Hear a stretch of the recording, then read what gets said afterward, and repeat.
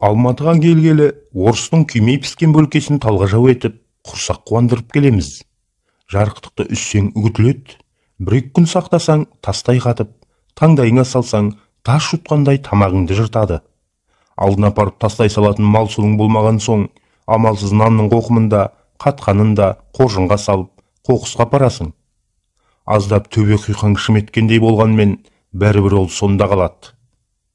Ағадаластың алдында бар жасаған кішіктігің, біреу-міреу алып кетер дейсің де, қоржыныңды қоқыс жәшігінің құлағына іле салып тайып тұрасың. Кепие татады. Шаруа тынғанмен, біразға дейін соңымнан қалмай, ғайыптан сап ете қалатын ауыр сөз. Ауылда анда-санда үйге қыдырып келетін үкей әжейдің сөзі бұл. Ол кісі ауылдағы қайсы үйге барсын, бәрі құрметтеп қошеметтейтін. Кейуананың үнемі қайталайтын бір әрекеті, бірақ әңгімесі бар. Әрекеті дастархан шетіне үгітіліп түскен нан қоқымдарын саусақтарының ұшымен жинап, аузына салады. Әңгімесі нан қоқымын тастамаңдаршы, кепие татады. Ол кезде мен 15-16-ға енді келген бойжеткен қыз едім деп бастайтын марқұм әңгімесін. Советке қызыл үкімет орнап, кәмпеске деген бәле басталды. Елден ес, ерден дес кетті. Жағдай әбден ауырлап, аштықтан жұрт қырыла бастаған кезде, әкеміз елмен бірге Қытай асатын болды. Сен атастырған жеріңе бара ғой қызым. Құдама берген уәдемді бұзсам болмас, деді әкем. Мені арамыз күншілік жердегі құдасының ауылына, мен келін боп түсетін шаңыраққа жіберетін боп бекіген сыңайлы. Сендермен бірге кетейінші, мені тастап кете көрмеңіз әкетай деп қанша шалынсам да, әкемнің көнетін түрі жоқ. Бірақ сөз айтады, құдама берген уәдем дейді. Ақыры әкем көнбеген соң, мен барып құдаңыздың разылығын алып қайтайын, мені күтіңіздер деп, жаныма інімдер деп, қайын жұртқа тарттым. Қайнатамның аяғына жығылып, мән жайды айттым. Заманның сұр жаман балам. Еліңнен қалма, кәрімді төгіп қарғамаймын, жолдарың болсын. Қайнатам осылай қысқа қайырып батасын берді. Жаны жәннатта болғай, жақсы кісі екен.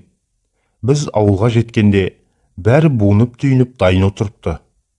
Құдасының жауабын естіген әкем, текті жер еді, қайтейін, аман болсын.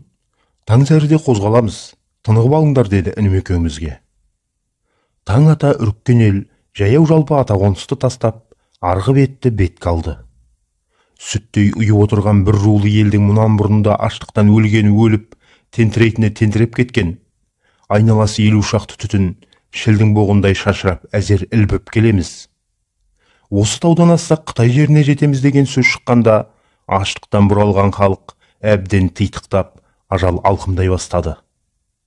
Омырауда сәби бар жас келіншектің бала емізіп отырып о дүниеге аттанып кете барғанын, жұрт нәресте уанбай шырқырап жылағанда бірақ білді. Еш жиылып әйелдің бетін топырақпен жасырды.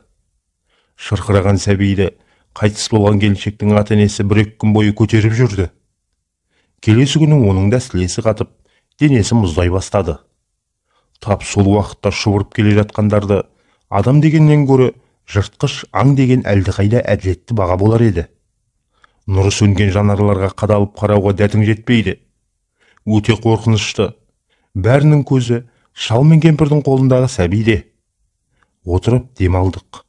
Көздері қанталған адамдар бірінен бірі озып, әр жерге бір тізерлей отыра қалып, екі ғарыптың маңын турауылдайды. Мен сонда адамның қатқа шыққанда сипатын жоғалтып, қасқырдан да, иттен де бөлек жаман дауыс шығарып ырылдайтындарын естігендей болдым. Сол кезде шал былқ-сылқ еткен сәбиді жанындағы жалпақ тасқа қойып, бізге көрсетпей жеңдерші деп кері бұрылды. Сол-ақ екен, адамдардың бірі жалмажан етігінің қонышынан кездігін суырып алып, жүгіріп барып, өлі тірісі белгісіз нәрестенің тамағынан орып жіберді. Баланың басын тастың қалқасына тастады. Біреулері қазан ошақта дайындап үлгеріпті. Сәбидің тұтас денесін соған әкеліп салды. Тап сол сәтте таудан тас домалады. Көзіміз әзер көріп тұр, үлкен тас сайтағандағы тура бізге қарай домалап келеді. Көзді ашып жұмғанша домалаған тас астына енді от жағылған қазанға тиемей тоқтады. Ой, астапыралла, домалап келген тас емес, мүйіздері айқасып шықпай қалған семіз таутекелер екен. бір-бірімен сүзісіп, жартастан ұшып кетсе керек. Адамдар қазандағы суды төгіп, баланың денесін басы жатқан тастың қалтарысынан сәл шұңқыр қазып, сонда көмді. Екі текенің етін қанжының төкпей 2-3 күн азық қылып, ел шетіне де іліндік. Мінеки ағайын, ата-әжелеріміздің кепие татады, нан қоқымын тастамаңдаршы деп қақсап отыратыны осындайдан қалған ғой сірә. Ырысбек Дәбей.